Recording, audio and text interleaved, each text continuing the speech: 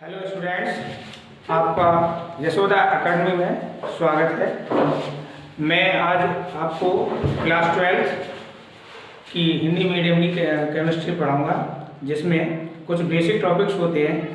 Class 12 की chemistry को start करने से पहले हमको कुछ बेसिक केमिस्ट्री के बारे में जानना चाहिए, जिसके लिए शायद मेरी कम से कम 2 या 3 क्लासेस रहेंगी। उसके बाद हम क्लास 12 का सिलेबस स्टार्ट कर देंगे। तो topic basic chemistry. First of all, परमाणु, एटम। परमाणु क्या होता है? तो परमाणु किसी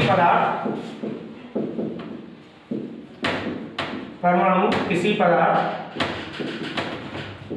या तत्व का वह छोटे से छोटा कण है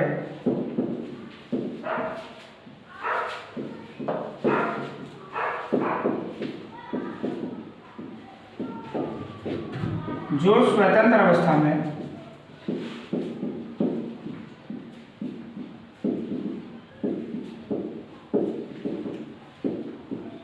नहीं रह सकता और रासायनिक अभिक्रियाओं में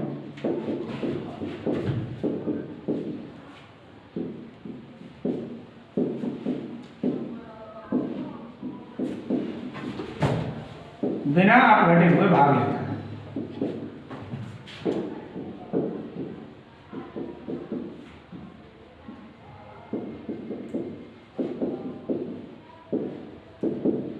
तो जो परमाणु है, हमारी परमाणु में ओवरऑल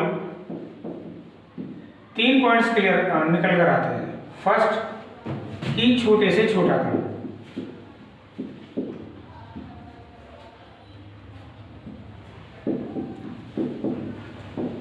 इट मीन्स सूक्ष्मतम।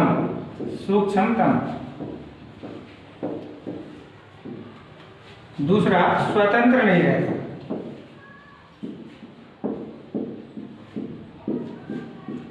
और तीसरा, रासायनिक अभिक्रिया में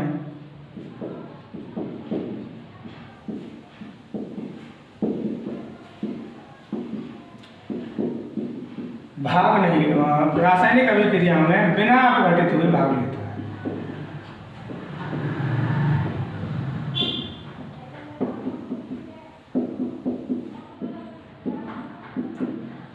ओके, तो देखिए, इसमें पहले इस पॉइंट को क्लियर करते हैं। इस पॉइंट को कि छोटे से छोटा कण से मतलब है कि जो परमाणु का आकार होता है लगभग 10⁻⁻12 से 13 सेंटीमीटर होता है।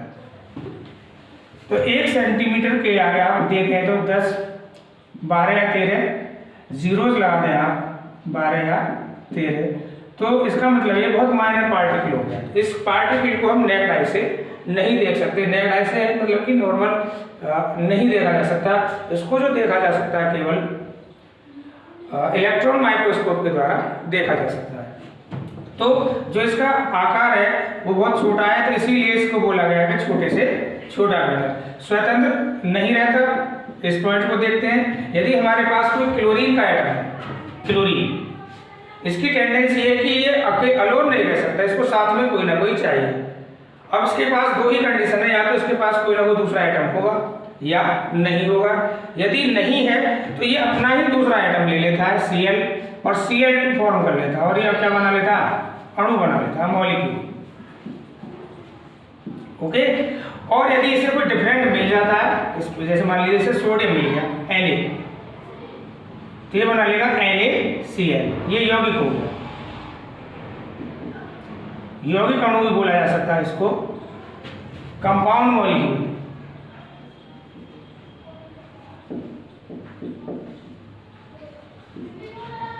अब देखिए, आपके सामने 3 चीजें हैं, एक तो अणु, एक यौगिक और एक परमाणु। तो इन तीनों में सबसे छोटा कण कौन सा होगा? वो होगा आपका परमाणु। ओके, और थर्ड पॉइंट, रासायनिक अभिक्रियाओं में बिना अपघटित हुए भाग लेता है। इट मीन्स किसी भी अणु की या यौगिक की यदि कहीं केमिकल रिएक्शंस होती हैं तो पहले ये ब्रेक होते हैं, ब्रेक होने के बाद तभी किसी भी केमिकल रिएक्शन में पार्ट लेते हैं। और यदि किसी परमाणु की केमिकल रिएक्शन होती है तो एक बिना अपघटित हुए बगैर टूटे सीधे सीधे भाग ले लेता है। तो इन बातों को जो समझाया था सारा का सारा वो डाल्टन नाम के साइंटिस्ट थे। इन्होंने अपना एक सिद्धांत प्रस्तुत किया जिसको बोला गया डाल्टन का परमाणु सिद्धांत। इसी सिद्धांत के अंतर्गत ये परमाणु के बारे में सारा कुछ यही है कि परमाणु छोटे से छोटा कण है, स्वतंत्र नहीं रहता है और बिना अपघटित हुए रासायनिक अभिक्रिया में भाग लेता है। लेकिन इन्होंने एक बात और कह दी कि परमाणु अविभाज्य है। ये इन्होंने अपने सिद्धांत में पॉइंट रख दिया कि परमाणु अविभाज्य है, कि परमाणु को तोड़ा ही नहीं जा सकता।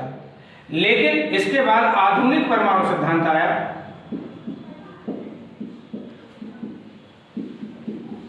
आधुनिक परमाणु सिद्धांत में इस बात का खंडन कर दिया गया और ये बात गलत साबित कर दी गई कि परमाणु अविभाज्य है, जबकि डाल्टन ने कहा था कि परमाणु अविभाज्य है। और आधुनिक परमाणु सिद्धांत है ये भी डाल्टन का ही, और इसमें बात आएगी परमाणु विभाज्य है। परमाणु को तोड़ा जा सकता है। परमाणु को आप भी जानते हैं इस बात को कि परमाणु को इलेक्ट्रॉन, प्रोटॉन और न्यूट्रॉन में तोड़ा जा सकता है, और इनसे मिलाकर वापस परमाणु को बनाया भी जा सकता है। तो ये तीनों के तीनों जो कहलाते हैं परमाणु के मौलिक कण या परमाणु के मूल कण कहलाते हैं।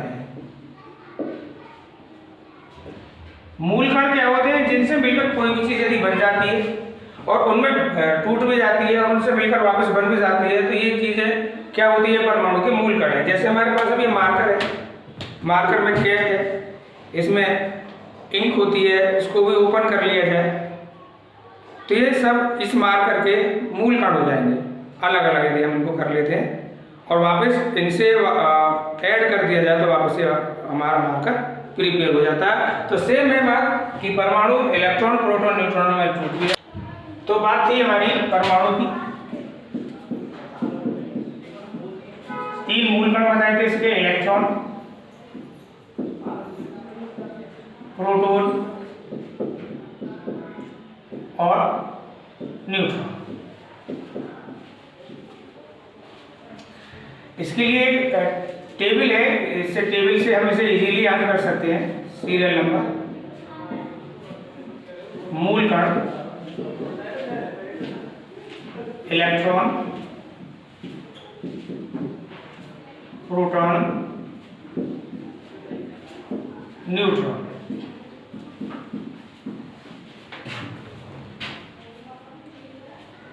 प्रतीक इलेक्ट्रॉन का जो सिंबल होता है वो -1, बीच में ई छोटा ई बनाना है और ऊपर 0 या ई माइनस। ओके, प्रोटॉन होता है 1h1 या छोटा p और न्यूट्रॉन होता है हमारा 0n1 या छोटा n। द्रव्यमान AMU में, AMU जैसे ग्राम, मिलीग्राम, किलोग्राम यूनिट्स होती हैं, उसी प्रकार परमाणु के जो मूल कण होते हैं इलेक्ट्रॉन, प्रोटॉन, न्यूट्रॉन, इनको मेजर करने के लिए AMU यूनिट ली गई है, जिसका मतलब होता है atomic mass unit. In physics आप इनका जो यूज करेंगे वो किलोग्राम में होगा, बट इन केमिस्ट्री हमारे जहाँ भी यूज होगा वो AMU में ही होगा। तो इसीलिए AMU में हमको इन्हें लर्न करना होता है। इलेक्ट्रॉन की वैल्यू होती है 0.000548 AMU, प्रोटॉन होता है 1.00727 और न्यूट्रॉन होता है 1.00867। न्यूट्रॉन और प्रोटॉन का जो भार होता है लगभग बराबर होता है। इसमें न्यूट्रॉन थोड़ा सा वेटेड होता है मुकाबले परमाणु के, और इलेक्ट्रॉन का जो मास होता है वो इन दोनों के मुकाबले नेग्लिजिबल होता है। देख लीजिए पॉइंट के बाद में भी 0.000548 और यहाँ पर देख रहे हैं आप 1 पॉइंट है, तो इन दोनों के मुकाबले इलेक्ट्रॉन का जो मास होता है वो नेग्लिजिबल होता है। इसके बाद खोजकर्ता इलेक्ट्रॉन के खोजकर्ता थे थॉमसन भी बोलते हैं, रदरफोर्ड प्रोटॉन के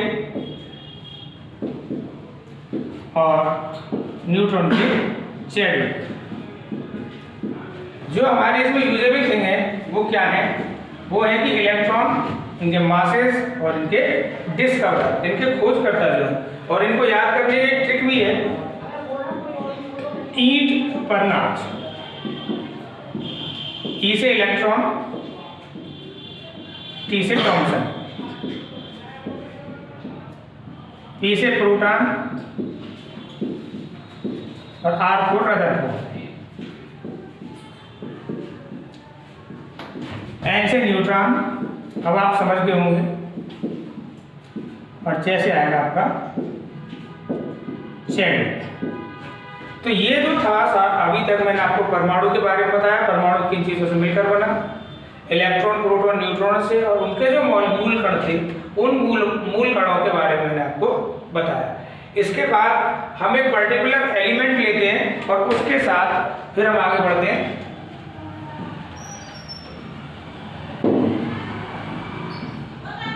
इसमें जो हम बात करेंगे परमाणु तक तो सीमित हो गए, परमाणु के साथ संरचना जोड़े देते हैं।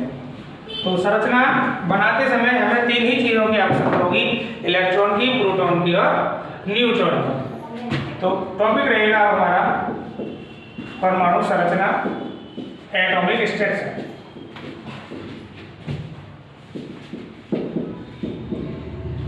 ओके, आपको मैंने बताया था कि परमाणु में हमारे इलेक्ट्रॉन्स होते हैं, प्रोटॉन्स होते हैं और न्यूट्रॉन्स, ये तीन चीज होती है और इन्हीं से हमारी परमाणु की संरचना बनती है। तो एक डेमो टाइप मैं आपको परमाणु के विषय में बता रहा हूँ, संरचना होती कैसे है, किस प्रकार से ये तीनों उसमें प्लेस किए गए, कहाँ कहाँ होते हैं, पहले इस चीज को देखते हैं और उसके बाद एक पर्टिकुलर एलिमेंट को लेकर हम चलते हैं। तो देखिए बीच में सेंटर होता है, सेंटर में होता है नाभिक। नाभिक में हमारे न्यूट्रॉन और प्रोटॉन होते हैं, एन और पी। फिर इनके चारों तरफ इस तरीके से गोलाकार कोष होती हैं, जिन्हें कोष या कक्षा बोला जाता है। इनको के, एल, एम, एन इस प्रकार से रिप्रेजेंट करते हैं, या 1 2 3 4 इनफाइनाइट जितनी भी सेल्स होती हैं, अंदर से इनकी नंबरिंग करनी होगी हमें, 1 2 3 4 या के, एल, एम, एन इनको रिप्रेजेंट करते हैं। इन सेल्स में जो होते हैं हमारे इलेक्ट्रॉन्स फिल होते हैं, और इस तरीके से जो बनती है हमारी परमाणु संरचना बन जाती है।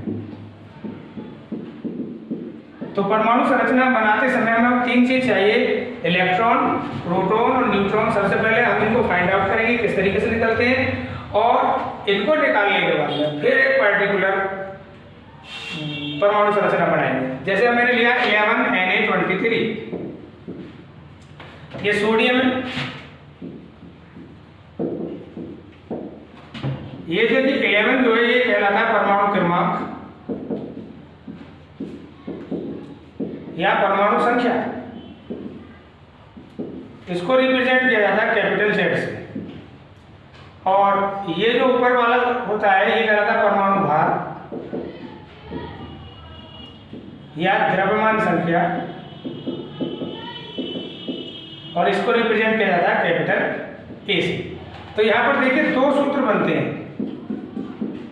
सूत्र नंबर 1 कि किसी तत्व का जितना परमाणु क्रमांक होता है वो उसी में उतने ही इलेक्ट्रॉन होते हैं और उतने ही प्रोटॉन होते हैं। दूसरा सूत्र, जो द्रव्यमान संख्या होती है वो न्यूट्रॉन और परमाणु क्रमांक का योग होती है, और इसको याद करके लिख सकते हैं हम n = a - z। पक्षांतर कर लिया z का, तो n = a - z। तो ये दो सूत्र हैं। अब इनके आधार पर हम 11Na23 में इलेक्ट्रॉन, प्रोटॉन और न्यूट्रॉनों की संख्या निकालते हैं। तो हमारे पास क्या है, z बराबर क्या है, गिवन जो है, और a बराबर 23। तो देखिए हमारे पास फॉर्मूला था z = E = P। हम z की वैल्यू यहाँ पर रख देते हैं 11। तो z की वैल्यू 11 रखने पर इलेक्ट्रॉन्स कितने हो गए, 11, प्रोटॉन कितने हो गए, 11।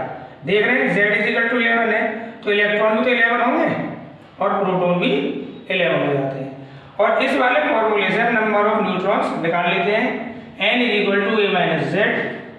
हमारे पास परमाणु भार है 23, z 11, तो n = आ गया हमारा 12। तो जो हमारे पास सोडियम में इलेक्ट्रॉन की संख्या 11 हो गई, प्रोटॉन की संख्या 11 हो गई और न्यूट्रॉन की संख्या 12 हो गई। अब इसके लिए जो हम परमाणु संरचना बनाएंगे, परमाणु संरचना बनाने के लिए हमें इलेक्ट्रॉन, प्रोटॉन, न्यूट्रॉन, ये तीनों हमने निकाल लिए। लेकिन इन सेल्स में जो हम इलेक्ट्रॉन्स को फिल करते हैं, इलेक्ट्रॉन्स को फिल करने के लिए हमारे पास इलेक्ट्रॉनिक कॉन्फ़िगरेशन आने चाहिए, यानी इलेक्ट्रॉनिक विन्यास आने चाहिए। यदि इलेक्ट्रॉनिक विन्यास हमारे क्लियर है और तो हमारा परमाणु संरचना बनाने में कोई भी प्रॉब्लम नहीं आएगी। इसके साथ हम बात करते हैं अब सोडियम की परमाणु संरचना बनाना स्टार्ट भी करते हैं और साथ में इलेक्ट्रॉनिक कॉन्फ़िगरेशन भी करेंगे। जैसे हमारे पास थे n = 12, इलेक्ट्रॉन 11 एंड प्रोटॉन 11। तो हमने एक नाभिक बनाया, नाभिक में हमने लिख दिया 11p + 12n। ये सोडियम का नाभिक हो गया, क्योंकि 11 प्रोटॉन और 12 न्यूट्रॉन होते हैं केवल सोडियम में होते हैं और इसके अलावा किसी में नहीं होते हैं। तो हम कह सकते हैं कि अब ये सोडियम का नाभिक है। अब इसके चारों तरफ कितनी सेल्स होती हैं, कितनी बनानी चाहिए, किस एलिमेंट में कितनी होती हैं, उसके लिए हमें जो आवश्यकता है वो है इलेक्ट्रॉनिक विन्यास, इलेक्ट्रॉनिक कॉन्फ़िगरेशन।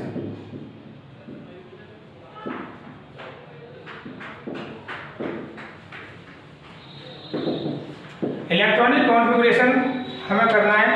तो देखिए ये आप जानते होंगे, बाकी मैं हल्का सा आपको रिवाइज करके देता हूँ कि जो इनका रूल है, रूल फर्स्ट में क्या होता है कि जो कोष होती है, कोष में इलेक्ट्रॉन 2n² के अनुसार बढ़ते हैं,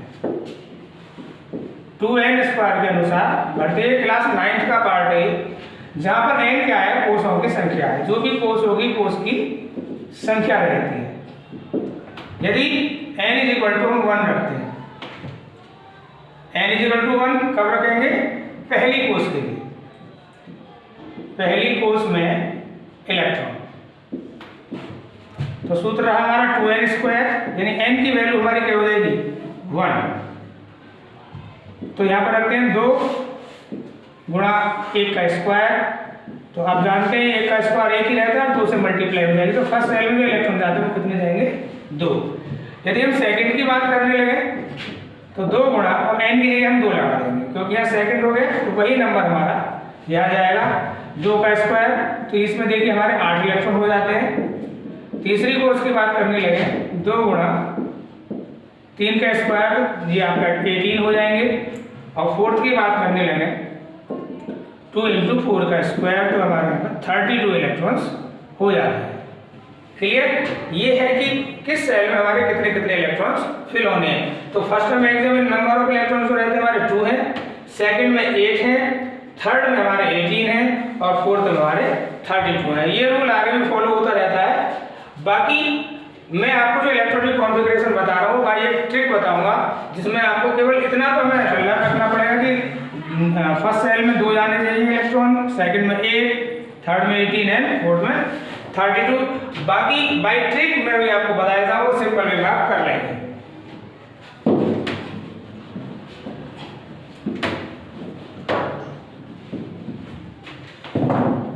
परमाणु क्रमांक यदि 1 है तो उसका इलेक्ट्रॉनिक कॉन्फ़िगरेशन हमारा 1 होगा, क्योंकि अभी मैंने आपको बताया कि फर्स्ट सेल में हमारे 2 इलेक्ट्रॉन जा सकते हैं। जब हमारे पास है ही 1 इलेक्ट्रॉन तो हमारा पहली सेल में जाकर रुक जाएगा। यदि 2 है तो 2 चले जाएंगे फर्स्ट सेल में ही, क्योंकि फर्स्ट सेल में हमारे 2 इलेक्ट्रॉन्स आ सकते हैं।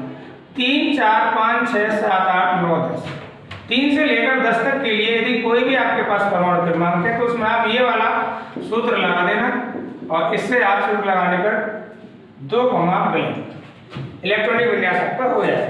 जैसे देखिए इन्हीं से बीच से हम लेते हैं 7 लिया, ये फॉर्मूले से 2 आ गया, तो इसमें से इसको माइनस करना है। माइनस करने के बाद जो पार्ट बचेगा वो हमें यहाँ पर खाली स्थान में भर देना है। तो 7 से 2 गया तो कितना बचेगा 5, लिमिट हमारी देखिए यहाँ पर 10 है, तो 10 से ज़्यादा इस फॉर्मूले को यूज़ नहीं करेंगे। 2 यहाँ आ गया, 10 में से 2 माइनस हो जाएगा तो आपका 8 आ जाएगा।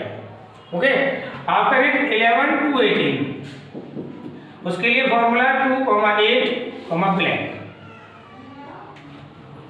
ये 1 हो गया आपका फॉर्मूला, ये फॉर्मूला आपका 2 हो गया। जैसे अब 11 का करते हैं तो 2, 8 तो फॉर्मूले से आ गए, इन दोनों को ऐड कर दीजिए, 8 और 2 10 हो गए, और इसमें से माइनस कर दीजिए, जो बचेगा आप यहाँ लगा देंगे तो 1 बचेगा। और इससे कितना कर सकते हैं 18 तक। 2, 8 फॉर्मूले से इन दोनों को ऐड कर दिया, 10 हो गया, 18 में से माइनस कर दिया तो 8 रिमेन रहेगा। अब 19 के लिए आते हैं, तो 19 आपने 18 का देखा था 2, 8, 8, यहाँ पर आप देखेंगे 18, 2, 8, 8। अब 19 में 18 तो इसी तरीके से जो 19 में इलेक्ट्रॉन होगा वो 4th हमारी सेल स्टार्ट हो जाएगी, और 1 जो इलेक्ट्रॉन जाएगा वो यहाँ आ जाएगा, तो चौथी सेल हमारी यहाँ पर स्टार्ट हो गई। ये क्यों होती है आगे वाली क्लासेस में हम पढ़ेंगे कि वैसे तो मैंने आपको देखो अभी बताया था कि फर्स्ट सेल में 2 जाते हैं, सेकंड में 8 जाते हैं, और थर्ड में भी आपको बताया था 18 जाते हैं, लेकिन यहाँ पर 8 है, और फोर्थ में बताया 32। तो ये मतलब ये क्यों होता है, इस बात के लिए जो नेक्स्ट क्लास होगी उसमें रहेगा। 19 के लिए 2, 8, 8 and 1, और 22, 30, 2, 8, ब्लैंक एंड 2। ये फॉर्मूला यूज कर देंगे 24 और 29 को छोड़कर, क्योंकि ये क्या होते हैं, ये एक्सेप्शंस होते हैं, अपवाद होते हैं, ये रूल को फॉलो नहीं करते हैं। रूल कहता है कि 20 और 30 के बीच में देखिए लास्ट में 2 इलेक्ट्रॉन्स होने चाहिए, ये रूल्स ये जो रखते हैं लास्ट में वो 1 इलेक्ट्रॉन रखते हैं, और ये इसी तरीके से यदि हम 24 और 29 को करेंगे तो ही ये हमारे राइट हैं। अदरवाइज हमने इन दोनों के लिए ये वाला फॉर्मूले का इम्प्लीमेंट कर दिया तो ये दोनों रॉन्ग हो जाएंगे। अब देखिए इसके रिगार्डिंग हम लेते हैं 25 लिया, इस फॉर्मूले का यूज किया 2, 8 ब्लैंक एंड 2। अब इन तीनों को ऐड कर लीजिए, 8 to 10 to 12 हो गए, 25 से माइनस किए गए तो आपको क्या आ जाएगा 30। और आप कहाँ तक कर सकते हैं इसके थ्रू 30 तक, 2, 8 और 2, इन तीनों को ऐड करना है, वेरी सिंपल, 8 to 10 और 2 12, इसमें से माइनस करना है 18। तो इस तरीके से जो हमने सीखा इलेक्ट्रॉनिक फॉर्मूलेशन 1 से लेकर 30 तक आपने इलेक्ट्रॉनिक विन्यास सीखे, क्योंकि जो बेसिक केमिस्ट्री है बाकी 30 तक ही हमारा इम्प्लीमेंट रहता है। पी ब्लॉक एलिमेंट्स आएगा चैप्टर हमारा, उसमें आप अलग से एक ट्रिक आई थी जिसमें आप ओवरऑल पीरियोडिक टेबल के इलेक्ट्रॉनिक विन्यास सीख जाएंगे। अब देखिए बात चल रही थी परमाणु की संरचना की, नाभिक हमारा सोडियम का बन गया था। अब इसमें इलेक्ट्रॉन भी कितने थे 11 का इलेक्ट्रॉन विन्यास हमने किया यहाँ पर 2, 8, 1। देखिए सेल कितनी बनी 1, 2, 3, सेल से मतलब है कोष, जो अभी बनाएंगे वहाँ पर 1, 2, 3, यानी इसमें हमें क्या बनानी है 3 सेल बनानी है, 1, 2 और 3। पहली सेल में कितने इलेक्ट्रॉन भरने हैं 2, दूसरी में 8 और तीसरी में 1। तो पहली में देखिए हमने 2 बना दी इस तरीके से, सिंबल कोई भी बना सकते हैं, दूसरी में 8 और तीसरी में 1। तो इस तरीके से हम बना सकते हैं। ये हो गई अब सोडियम की परमाणु संरचना। इस तरीके से हम किसी भी तत्व की एलिमेंट की परमाणु संरचना बना सकते हैं। उसके लिए हमें 3 चीजों की जरूरत होती है, इलेक्ट्रॉन, प्रोटॉन और न्यूट्रॉन की। सेकंड थिंग जो रहती है इसमें क्या है, इलेक्ट्रॉनिक विन्यास की। तो एक तो जो आप यदि होमवर्क में यदि देखेंगे तो 1 से 30 तक इलेक्ट्रॉनिक विन्यास करेंगे।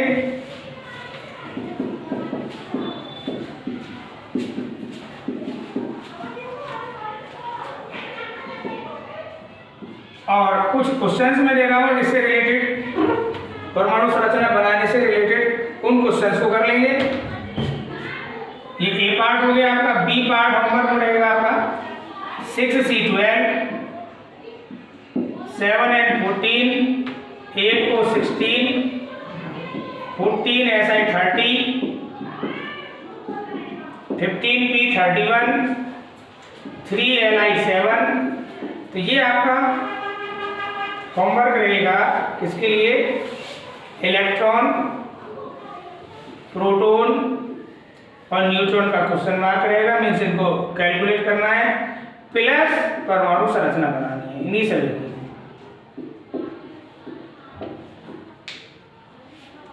ठीक है स्टूडेंट्स, अब जो हमारा बेसिक केमिस्ट्री में परमाणु संरचना के बाद जो टॉपिक है वो है आवर्त सारणी, इन इंग्लिश पीरियडिक टेबल।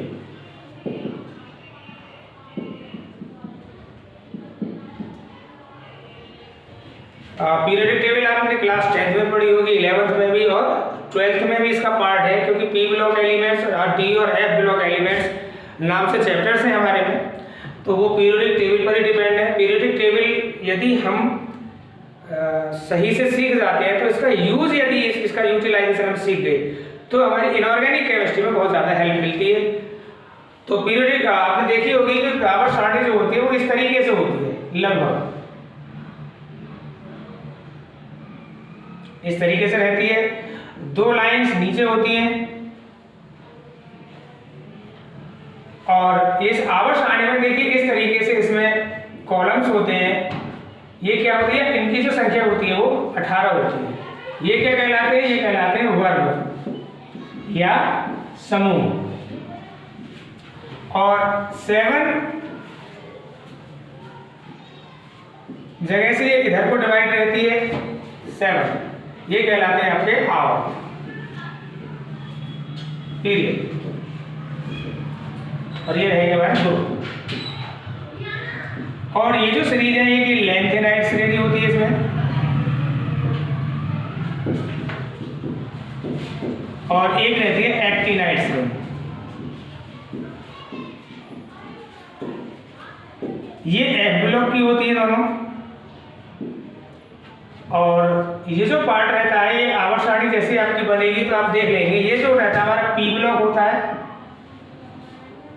और जितना डाउन रहता है ये डाउन वाला पार्ट जो है ये हमारा डी ब्लॉक होता है, और ये जो 2 वर्ग होते हैं यहाँ पर, ये पहला और ये दूसरा, ये हमारे एस ब्लॉक में जाते हैं।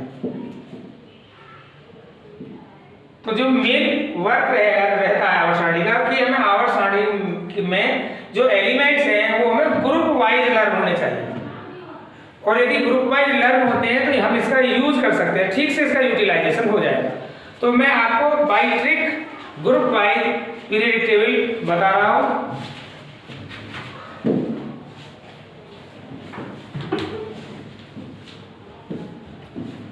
आवर्त सारणी में जो सबसे पहला ग्रुप है वो है आपका फर्स्ट ए।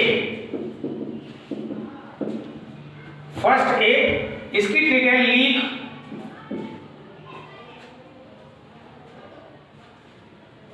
हलीनाक,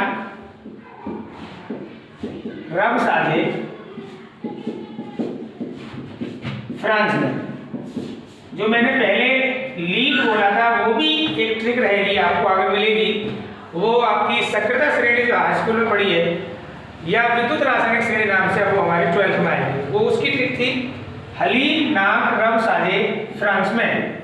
तो इससे बनेगा देखिए हली HLI, नाक NAK, रब RB, साझे CS, और फ्रांस मीन्स FR।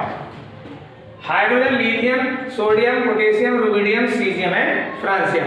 एक बार को यदि इनके नाम भी याद नहीं होते हैं तो कोई प्रॉब्लम नहीं आती है, बट इनके सिंबल्स जरूर याद होने चाहिए। क्योंकि देखिए मैं हल्का सा आवर्त सारणी कंप्लीट करने से पहले मैं आपको इसका यूज दिखाता हूँ, इसका यूज कैसे होता है। कि जैसे देखिए हाइड्रोजन जो होता है, हाइड्रोजन को एक आवारा एलिमेंट ही बोला जाता है, क्योंकि आवर्त सारणी में हाइड्रोजन की जो स्थिति है वो सही अभी नहीं है, क्योंकि हाइड्रोजन फर्स्ट वर्ग से भी समानता दिखाता है और 7वें वर्ग से भी समानता दिखाता है।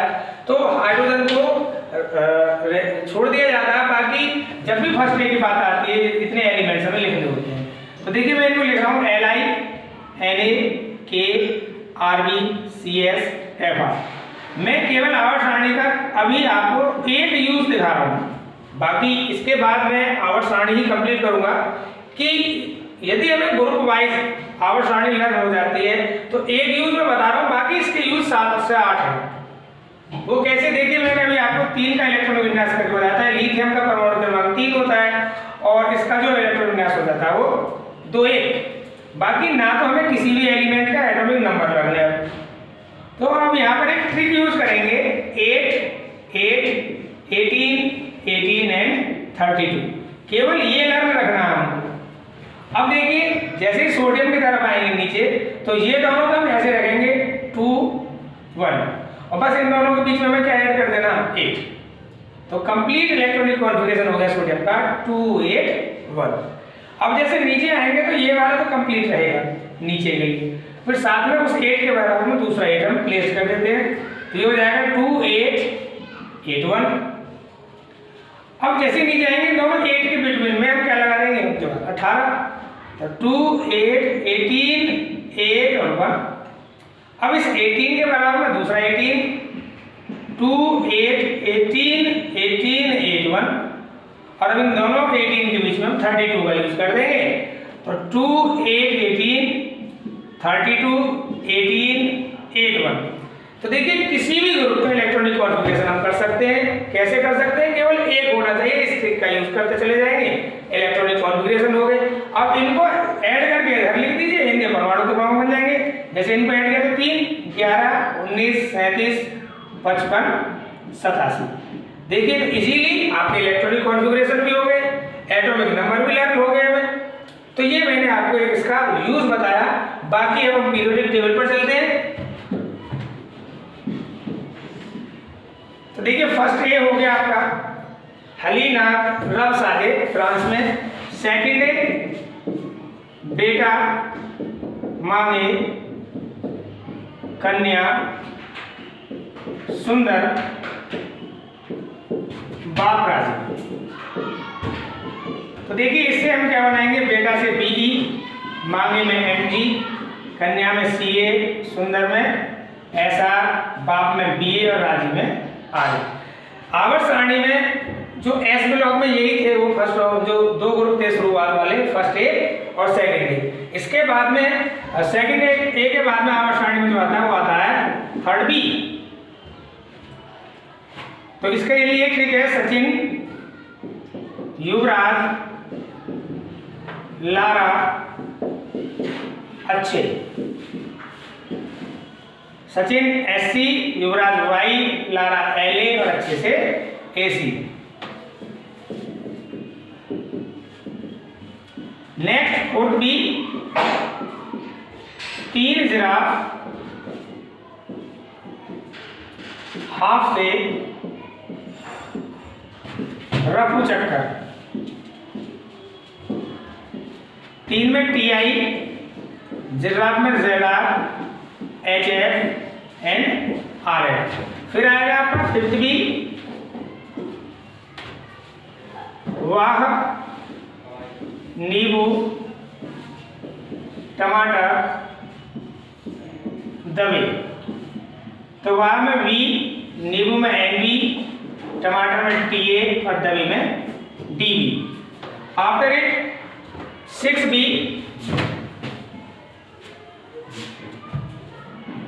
6B कार, मोटर वाले।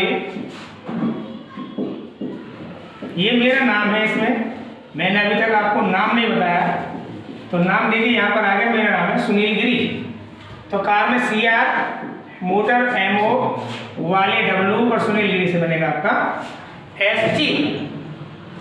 फिर आएगा आपका 6B, मानसून तक रेखा बिहार में।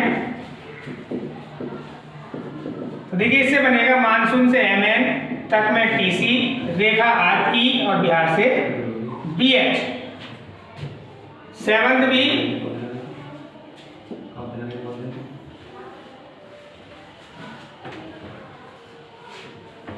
फिर रूठा,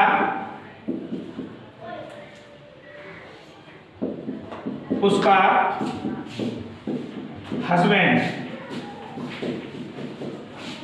फिर से आएगा एपी, रूठा में RUOSNHS। देखिए जो एट्थ है, एट्थ में ना तो ए होता है ना बी होता है, एट्थ आपका 3 जगह डिवाइड है। जितने भी ग्रुप है आपके ए और बी में डिवाइड है, केवल एट्थ और जीरो ग्रुप है वो आपके डिवाइड नहीं है। एट्थ में ए और बी नहीं होता, वैसे ही 3 जगह आपका डिवाइड होता है। तो इसमें देखिए पहला क्या है, कौन रहे। देखिए लगता है कि कोई ग्रुप दोबारा से रिपीट हो गया है, तो देखिए दोबारा से चेक कर लेते हैं। First A, second A, third B, fourth B, fifth B. यहाँ पर ये दोबारा से फिफ्थ बी हो गया था, तो ये मैंने सिक्स दोबारा से किया है यहाँ पर, यानी फिफ्थ बी हमारा यहाँ भी लिखा था और फिफ्थ बी यहाँ से हो गया था, एक ग्रुप फिर लेफ्ट कर गया था। तो मैंने अभी किया सिक्स्थ बी, सेवंथ बी और एट्थ बी। एट्थ बी का जो फर्स्ट पार्ट था वो है आपका फिर रूठा, उसका हस्बैंड, तो फिर से एपी, रूठा में RU, उसका में OS, हस्बैंड में SS। फिर से एट्थ का जो सेकंड पार्ट है वो है कौन रहे, इधर मेरठ में, तो कौन में आएगा CO, रहे में RH, इधर से में IR और मेरठ से MP। नेक्स्ट जो रहेगा इसमें निकम्मा, पंडित, पिटेगा 10 बार। तो निकम्मा में NI, पंडित में PD, पिटेगा में PT और 10 बार में DS। इसके बाद है आपका फर्स्ट वी में रहेगा आपका Q, आगे आओ रोजी, तो क्यू में रहेगा CU, कॉपर, आगे AG, आओ में AU एंड रोजी में RG। ये फर्स्ट भी जो है ये मुद्रा धातु नाम से भी जानी जाती है, क्योंकि इनसे कॉइन्स बनते हैं, मुद्रा बनती है, इसलिए इनको मुद्रा धातु बोलते हैं। सेकंड भी जब कैरी होगी उनमें, तो जंग में रहेगा ZN, जिंक नाम से जाना जाता है, CD, HG और ये रहेगा UUB उनमें। जंग कैडी होगी उनमें ZN, CD, HG and UUB। ये हमारे सेकंड बी तक हो गए। तो देखिए यहाँ से जो हमारा बी स्टार्ट था, मैंने आपको बताया था कि फर्स्ट ए और second A S block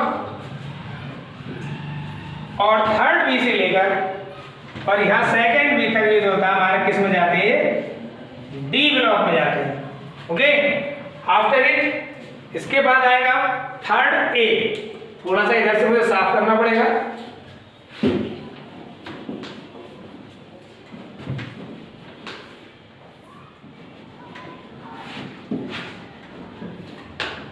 third A